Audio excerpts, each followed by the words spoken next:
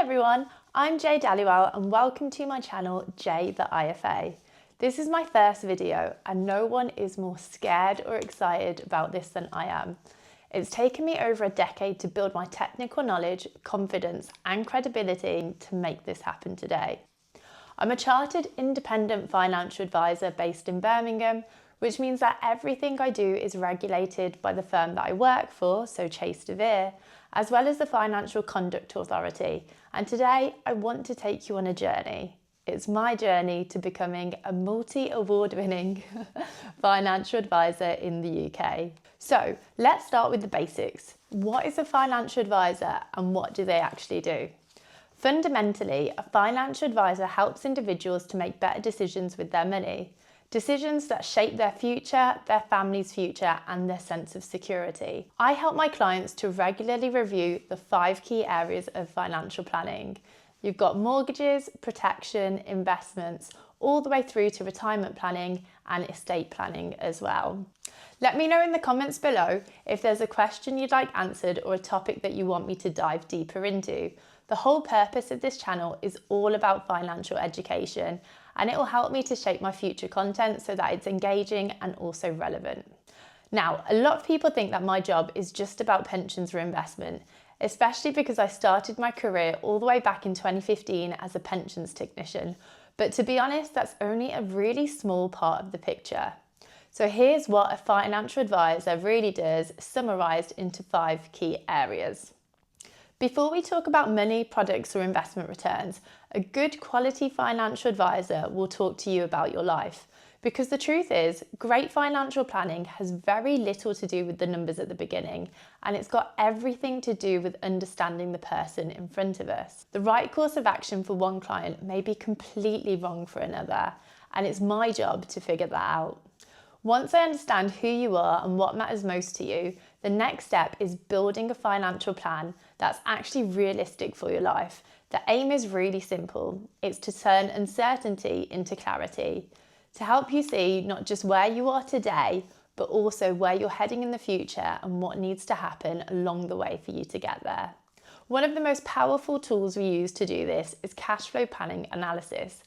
This allows us to project your financial future visually, so showing how your income, your spending, your assets and goals all interact over time. It helps to answer questions like, will I have enough money to retire when I want to? Can I afford to reduce my working hours? Is it possible to retire earlier than state pension age, which for most of you watching will be age 67 or 68? Now, cash flow planning takes all of the guesswork out of decision making. It gives you a clear picture of your future based on numbers, assumptions and scenarios, so you can make more confident and informed choices. And quite honestly, I personally love it. I've been able to have conversations where I've told my clients that they can retire much earlier than they ever thought was possible, or conversations where we've planned that saving additional monthly amounts into ISAs or pensions can shave years off their retirement age. It's honestly fantastic. There's a lot of noise out there. Markets rising and falling, constant changes to tax rules, shifting interest rates, new legislation, products and headlines every single day. Most people don't need more information, they need clarity. They need someone to cut through all of that noise and say, here's what actually matters to you and this is what you need to do. That's a huge part of what a good financial advisor does. We translate lots of complexity into something really simple and understandable and actionable. To give you the perfect example, so I'm a specialist when it comes to defined benefit pension schemes, particularly the NHS pension, as a lot of my clients are medical professionals. To say that this area alone is incredibly complex is an understatement. There have been multiple changes over the last decade. So changes to different sections of the scheme, transitional protections, the McLeod remedy, changes to retirement ages, and even changes to how benefits are calculated and how you can access them at retirement. The list honestly goes on and on. Now, trying to navigate that all on your own whilst working full-time and managing your life is almost impossible. Even in a full YouTube video, I wouldn't have enough time to explain every single detail, and that's just how technical it is. So a part of my job is to take all of that complexity, all of those rules, all of those moving parts, and break them down into clear, personalised guidance that makes sense for my clients. Sometimes the most valuable advice isn't about what to do, it's about what not to do. I've helped people avoid things like panic selling when markets drop, locking in losses that could have recovered, taking too much risk because a friend, colleague, or even a TikTok video mentioned a great investment, taking too little risk, which can be just as harmful, especially when planning for long-term goals like retirement, missing valuable tax allowances that could have saved thousands over a lifetime, not protecting their income or family, leaving them financially vulnerable if the unexpected happens. Now, these aren't small things. They're decisions that can shape someone's entire financial future. Financial planning isn't just a one-off event, it's a relationship. Life changes, goals evolve, markets move, tax rules shift, careers take new directions, families grow, and with every change, your financial plan needs to adapt. That's where ongoing support becomes so important. A good advisor doesn't just hand you a plan and disappear. I'm there to review it regularly with my clients, to make adjustments when life throws something unexpected along the way, and to keep focus over the longer term picture, even when the short term may feel uncertain. Sometimes that means helping you stay disciplined when markets are volatile. Sometimes it means reminding you of your bigger goals that you're working towards. And a lot of the time, it's simply being a sounding board. I'm someone who understands my client's situation, their values, their priorities, and I can give reassurance when it's needed most. Money isn't just numbers on a page, it's emotional. It's tied to our childhood experiences, our fears, our dreams, our relationships, and the version of the future that we hope to build. And because of that, financial decisions can feel overwhelming, confusing, or even paralysing at times. We live in a world where information is everywhere. We've got Google, social media, news headlines, friends, colleagues, family members. What people really need is clarity, structure, and someone who can translate all of that complexity into confidence. A good advisor helps you cut through the noise. We help you understand what's relevant, what's not, and what genuinely moves you closer to your goals. We help you avoid the mistakes that can set you back. Stay focused when life gets busy and make decisions that align with your values and long-term plans. Now, let's clear something up that confuses a lot of people: the difference between independent, restricted, and tied advisors. These terms get thrown around a lot and most people don't actually understand what they mean, but understanding them is essential when choosing who to trust with your financial future. So first, we'll start with independent financial advisors. Independent advisors can recommend products from the whole of market. They aren't tied to any single provider or limited panel. Their responsibility is to search across all available options and find the most suitable solution for your needs wherever it comes from. This gives the client the broadest possible choice and the highest level of flexibility. We've then got restricted advisors. So restricted advisors can only recommend from a limited range that might be a panel of selected providers, a specific type of product, or in some cases, products designed by their own firm. And then we've got tied advisors. They work for one provider and can only recommend that provider's products. This model is really common with banks or large financial institutions. Now, I'm not going to sit here and debate which model is good or bad. What truly matters is transparency and suitability, that you as the client understand the scope of advice that you're receiving and that it aligns with your goals. And speaking from experience, I've worked in both restricted and independent environments.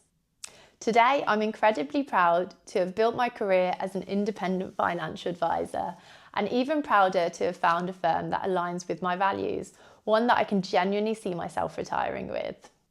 My journey wasn't linear. I didn't grow up thinking I want to be a financial advisor, but I did grow up wanting to help people, wanting to make an impact and wanting to build something meaningful, doing something that genuinely made a difference in people's lives.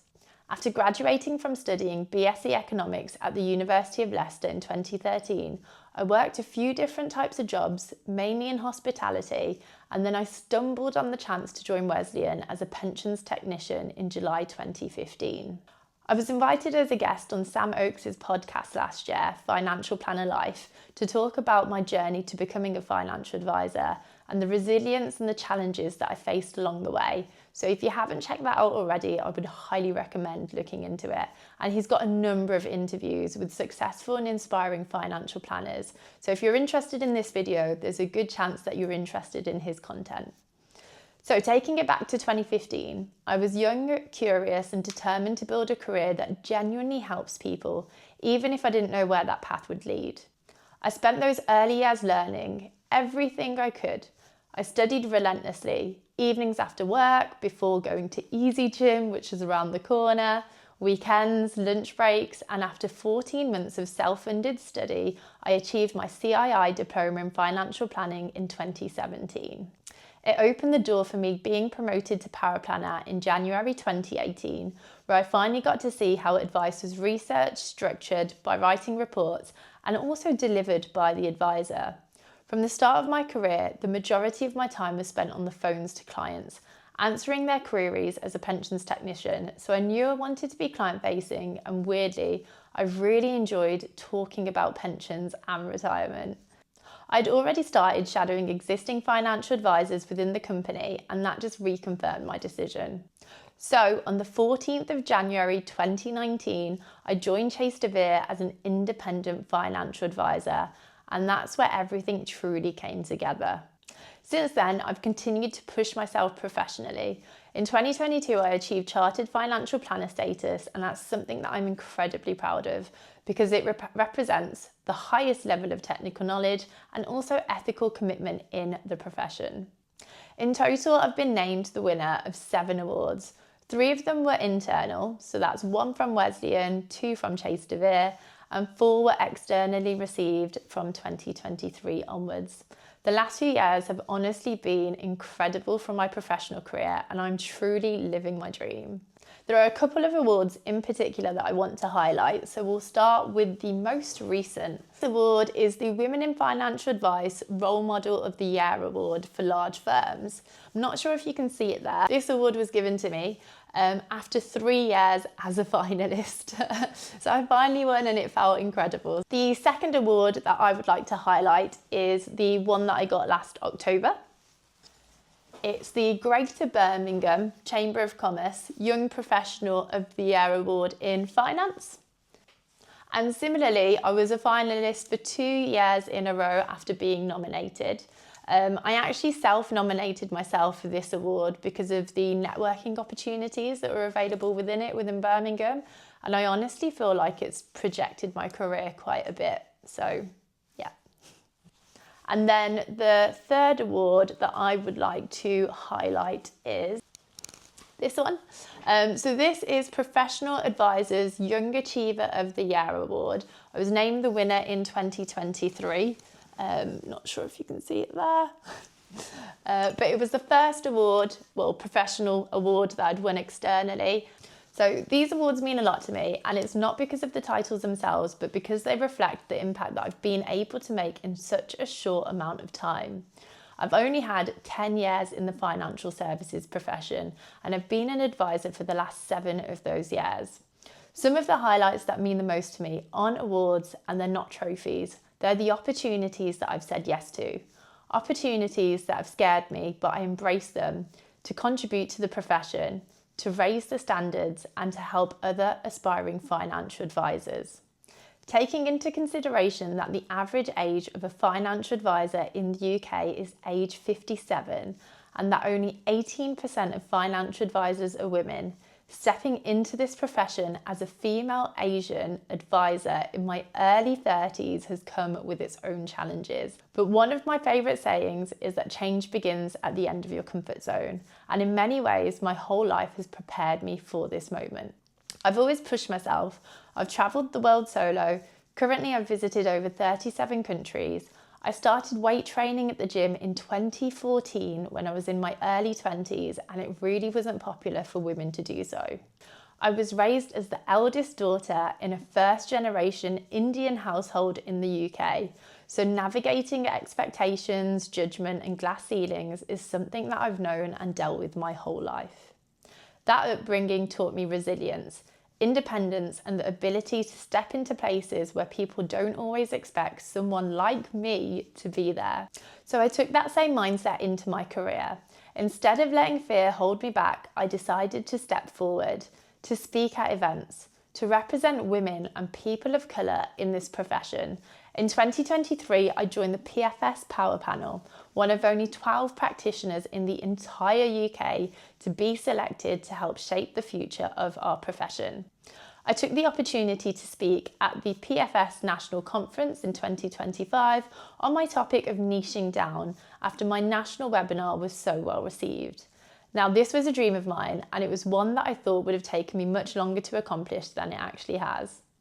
Prior to this, I was asked by our first female CEO, Kathleen at Chase de Vere, to deliver a presentation at the national conference.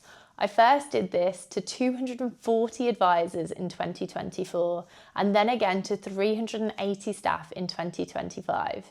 Now, this was a huge honour and a privilege, and also extremely nerve-wracking, so I'm really proud of myself for doing it. More recently, I was invited to Parliament in January 2026 to discuss the future of financial planning as part of my role as a mentor on the Next Generation programme. But one of the things that I'm most proud of is becoming a school governor in March 2025 at the secondary school that I once attended, King Edward VI Handsworth Grammar School for Girls in Birmingham. Going back into that environment, teaching financial education in schools as part of my volunteering work as a PFS education champion as well, helping young people understand money, confidence and opportunity, it's been incredibly meaningful. But beyond the speaking, the panels and the awards, I'm a deeply technical financial advisor. I manage over 50 million in assets under management for my clients, and I've built a reputation for delivering high quality, regulated and evidence-based advice. All of these moments have shaped who I am as an advisor. They taught me resilience, they taught me confidence, they taught me the importance of using your voice, not just for yourself, but for the people that you represent and the clients that you serve. When I look back at my journey from those early days studying after work to becoming chartered, speaking at local events and national stages, mentoring colleagues, winning awards and giving back to the profession and community, it reminds me why I chose this profession in the first place. It's not about products and it's not about markets. It's not even about money really. It's about people and it's about trust. It's about helping someone feel more secure, more confident, and more in control of their future. And that's exactly what my channel is all about. I want to create a space where financial education feels clear, human, and accessible. There's no jargon, no judgment, just honest conversations that will help you to make better decisions for your life. So if you've enjoyed this video, or if there's a topic that you'd like me to explore in more detail, let me know in the comments.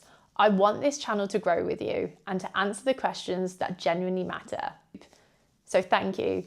Thank you so much for watching, for supporting this journey and for being a part of this next chapter with me. And also for those who've already shown me a lot of support before I've even posted, it honestly means a lot. I'll see you in the next video. Uploads are every Sunday at 11 AM.